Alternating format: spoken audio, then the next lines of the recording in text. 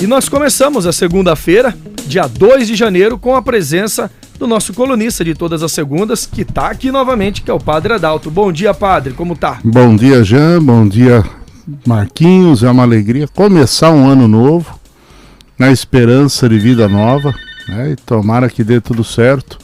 Um abraço pro povo que tá ouvindo, tá vindo agora, tava falando com o Roquinho, ele dá um abraço para vocês também. Grande Roque. É uma alegria estar aqui, começando mais um ano. Perfeito. Foi bom a virada? Graças a Deus. Não ganhou na Mega, né? Não ganhei, infelizmente não. Senão não estaria aqui. Estaria do mesmo jeito, normalmente. Olha, não... Quase que a gente não veio, viu, Padre? Fizemos um bolão aí em 3 jogos, acertamos todas as 6 dezenas, só que 2 no jogo, 3 no outro jogo, 1 no outro jogo. Eu nem conferi. Quando eu vi pra onde tinha saído, eu falei, bom, então não adianta nem conferir a minha que não deu nada. Tá vendo, gente? Então nessa hora nem adianta rezar, que às vezes, né? Acho que muita gente reza, né, Padre? Olha, tem de tudo, mas é a situação toda, né? Eu acho que essa questão de jogos de sorte, de azar, eu não sei se é sorte ou se é azar, mas eu sei que a gente aposta por curiosidade e acaba perdendo dinheiro sempre, né? Mas eu sou daqueles que eu acho que pela quantidade de dinheiro, deveria sortear para várias pessoas. Várias pessoas iam ficar felizes com 1 milhão na conta, não iriam? Do que uma só com tanto milhão. Imagina o problema que traz. Acho que aí, que nem a Mega Sena, você tem 6 dezenas. Poderia, num caso desse excepcional, distribuir uma parcela do prêmio para 6 e distribuir o restante para 5, 4 e 3 dezenas. Sim, a gente você põe, por exemplo, 25% para quem acertou a 6. E os outros 75% você divide proporcional, 5, 4, 3. Até 2, até 2, que dê R$2, R$5. Sim, devolvendo o dinheiro. É igual raspadinha, você paga 50 centavos, nem sei quanto tá hoje, deve estar mais caro. Existe raspadinha ainda? Acho que existe. Isso aqui não, faz tempo que eu não jogo. Eu sei que daí você raspa lá, você ganha uma outra raspadinha. Você já fica feliz. Você fica mais animado. Mas enfim. Padre, esse é o assunto ou não é outro? Não é outro, é outro assunto. Hoje eu queria falar de uma pessoa que, em meio a tantas outras comemorações e situações, nem tem sido lembrado muito, que é o Papa Bento XVI, que faleceu na última sexta-feira. Sim. Né? E falar da importância dele, do Ratzinger, para a história, não só da igreja, mas da humanidade, né? Ele que nasceu em 1927, e toda a educação dele foi voltada para uma fundamentação filosófica e teológica muito séria. E nos seus escritos, desde o começo, ele sempre apontou para um problema que a humanidade estava passando e ainda está passando, e agora de uma maneira muito mais forte, que é o problema do relativismo. Então o pontificado dele, ele criticou muito esta ditadura do relativismo, inclusive dentro da própria estrutura da igreja. Porque quando você começa a colocar todos os valores, todos os princípios e todos os fundamentos como algo relativo, e passa a aceitar tudo como se fosse normal ou tranquilo, então você acaba perdendo aquele que é o elan fundamental da existência da vida. Né? No caso da Igreja Católica, nós tivemos um pontificado longo que antecedeu o de Bento, em que as estruturas relativas entraram da Igreja. De repente, o modelo de pontificado do antecessor quase que leva a Igreja a uma ruína por completo. Né? E se não fosse o pontificado de Bento a estar resgatando e recolocando a Igreja nos trilhos, a recolocar a Igreja naqueles que são as verdades, os fundamentos, eu acho que hoje seria difícil de falar de Igreja Católica, né? Então o Bento, ele tem esse papel para a Igreja muito importante, mas para a sociedade ele apontou em muitos e muitos dos seus escritos, muitas e muitas das suas obras, ele apontou para esta questão. A pessoa, o ser humano, ele precisa retomar o centro da sua existência, perceber quais são os fundamentos da sua realidade, para que ele não coloque em risco o próprio sentido do existir. Então o homem não pode viver relativizando todas as coisas, imaginando que tudo é identicamente normal, natural e tem o mesmo valor, mas nós precisamos resgatar a nossa escala de valores. Quando eu estudava, acho que vocês também pegaram isso, tinha uma disciplina de educação moral e cívica, que a gente tinha uma das coisas mais chatas da matéria. Era uma matéria que ninguém dava valor, mas uma das coisinhas chatas que ela tinha e pegava no pé é como você elabora uma escala de valores. Então vinha lá os valores vitais, os valores não sei o quê, os valores não sei o quê, e daí os valores que são transitórios. E a gente era chamado a fazer uma reflexão, quer dizer, a vida da gente ela precisa estar fundamentado em valores que sejam essenciais para a nossa existência, para o nosso viver. E na questão de fé, na questão de ciência, na questão de tecnologia, nós temos que ter algumas coisas. Entre a segurança e o progresso, qual é o valor essencial? É uma pergunta? É? Responda aí, Marquinhos. Qual seria o valor essencial? A segurança ou o progresso? É que sim, segurança também é difícil ter progresso, né?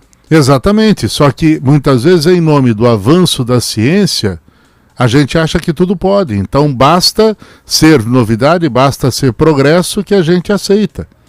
Veja aí o caso das vacinas, quer dizer, você aprova em toque de caixa porque isso é necessário, precisa, não sei o quê, sem saber as consequências e sem examinar a eficácia. Então, é avanço, é tecnologia, vamos fazer. Então o progresso por si só não resolve nada. Se eu não tiver uma estabilidade que garanta a segurança, então a ciência é válida, é positiva, mas desde que ela restabeleça a condição da dignidade da vida.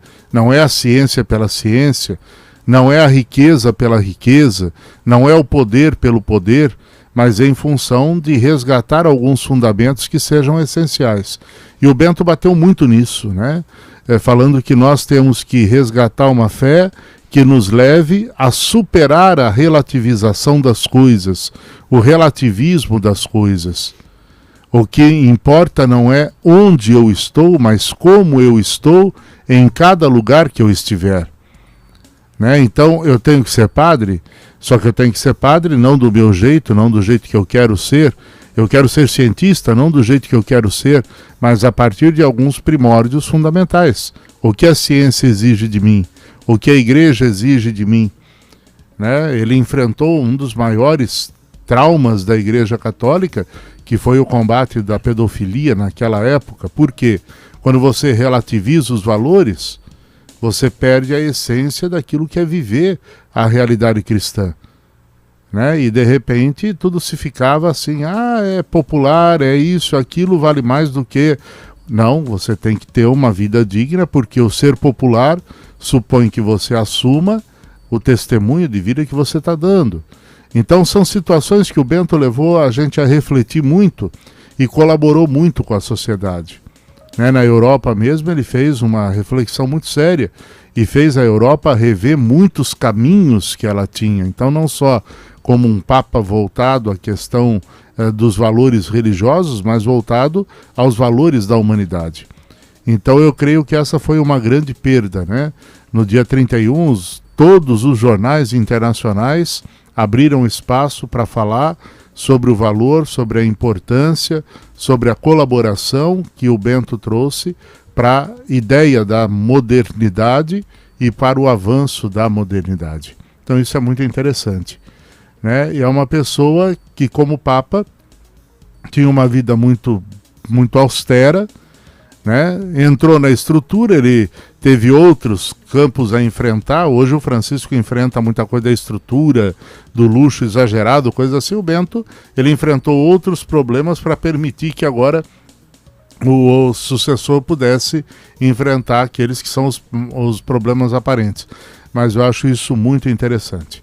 Então queria deixar aqui registrado nesse primeiro dia do ano, né, essa perda que a humanidade tem de uma figura que foi muito importante para o tempo que vivemos, muito importante para a realidade que nós vivemos, e uma pessoa que, apesar de tudo que era dentro da estrutura, sempre foi uma pessoa humilde, simples e muito acolhedora. Né? O tempo que eu passei em Roma, eu tive a oportunidade de estar naquele encerramento do ano sacerdotal, e vários encontros com ele, alguns até privativos, onde a gente estava discutindo alguns encaminhamentos, e sempre uma pessoa assim muito cordial, muito tranquila, e mostrava aquela preocupação, né? A fala do olho no olho, da presença. Então eu acho que a gente perde uma pessoa para a sociedade, para nós religiosos importantes, mas para a sociedade alguém que levantou essa bandeira do combate ao relativismo e da importância de recolocar as bases da estrutura, da vida e do relacionamento humano. Então fica aqui o registro, né? Perfeito. Lembrando esse grande homem que em tudo mostrou para a gente os diversos caminhos, a ponto de abrir mão do seu pontificado, né? Quando chegou num ponto que ele falou, olha, eu não tenho condições de continuar administrando porque a saúde me impede, eu renuncio em função daquilo que eu acredito, que é o bem maior que estará sendo realizado. E de que ano é aquela foto lá na sua rede social lá que foi postada? Aquela foto da rede social é 2009. Não, 2011. 2011. É o 2010, eu não vi a foto, qual que é? Eu e o Papa. Você é um dos encontros. A gente tinha os momentos de encontro e o fotógrafo uma vez falou assim, poxa, vocês nunca... A gente não tem registrado, falou para ele. Ele falou, os que quiserem registrar podem. E daí nós estávamos na saída, o fotógrafo registrou a saída da comissão que estava reunida, né? E ali a gente está conversando sobre alguns detalhes de um documento que a gente estava terminando de escrever e... O fotógrafo captou aquele momento. Dá para ver que é um momento bem íntimo, né? Bem. Para quem quer ver, fala a rede social do padre. Não, tá no Facebook. Tá no Facebook? Tá no meu Face. Padre Adalto? Padre Adalto. Muito bem. Ou só Adalto, você vai localizar. Eu fiquei pensando esses dias, quando a gente vai, todo mundo quando vai chamar o senhor chama de padre? Ou chama de Adalto? Porque... Uma boa parte chama de Adalto. Ninguém me chama de radialista, é repórter, não, me chama Adalto, de... Adalto. Às vezes me chamam de outro nome ainda. Tanto que no meu Face eu não coloco Padre Adalto, eu coloco Adalto. Quem entrar no Face vai ver foto de eu celebrando missa, vai ver as transmissões que a gente faz da igreja, vai ver que é o padre, mas necessariamente você não precisa identificar com o título. É que esses dias eu fui responder o senhor, eu fiquei na dúvida se eu falava padre ou Adalto. Eu falei, se eu falar Adalto, vai ficar muito assim, né? Eu falei, padre. Mas ninguém chama a gente de jornalista, locutor. Ô, locutor. Locutor já, sim, já tem gente que chama. Mas chama a gente de outros nomes, né? De FDP e tal. Pouquíssimos. Pra baixo. Tá, mas... E terminando, só desejar um feliz e santo ano de 2023 para todo mundo. Que Deus abençoe e proteja. Que Capivari supere esse momento, né? Sim. A natureza foi exorbitante com a quantidade de chuvas. Mas isso não abre mão das responsabilidades que a sociedade precisa ter. É bom a gente refletir os dois lados, porque não é só a chuva em excesso que provoca isso. Verdade. Tá bom? Muito bem. Obrigado, padre. Abraço, ótimo ano. Até mais. Até a próxima.